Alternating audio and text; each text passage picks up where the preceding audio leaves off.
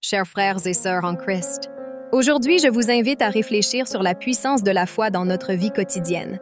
La foi n'est pas seulement une conviction, c'est une force qui nous pousse à avancer, même lorsque les chemins semblent obscurs.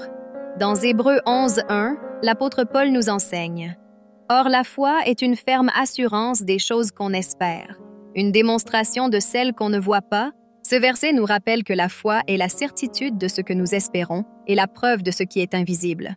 La foi nous permet de voir au-delà des circonstances présentes et de nous accrocher aux promesses de Dieu. Un autre passage puissant se trouve dans Marc 11:24. « C'est pourquoi je vous dis, tout ce que vous demandez en priant, croyez que vous l'avez reçu, et cela vous sera accordé. » Et Jésus nous assure que la prière faite avec foi a le pouvoir de transformer nos vies. La foi nous engage à croire sans douter que Dieu répondra à nos prières selon sa volonté. La foi n'est pas seulement une croyance individuelle et elle a le pouvoir de créer des miracles collectifs. Dans Actes 2, 42-47, nous voyons comment les premiers chrétiens, en persévérant dans la foi et la communion, ont vu des signes et des prodiges se manifester parmi eux. Leur unité et leur fidélité ont attiré la faveur de Dieu et ont multiplié le nombre de croyants.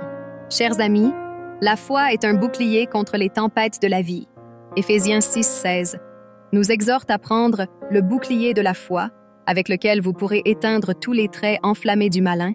La foi nous protège des doutes et des peurs semées par l'ennemi. Elle nous permet de marcher avec assurance, sachant que Dieu est avec nous, prie avec moi. Seigneur Jésus-Christ, nous te remercions pour le don précieux de la foi. Aide-nous à la nourrir chaque jour, afin qu'elle grandisse et porte du fruit dans nos vies. Que notre foi soit un témoignage vivant de ta puissance et de ton amour. Renforce notre confiance en toi et donne-nous la sagesse de marcher dans tes voies.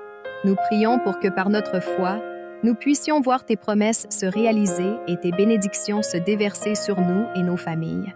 Au nom de Jésus-Christ, nous prions Amen.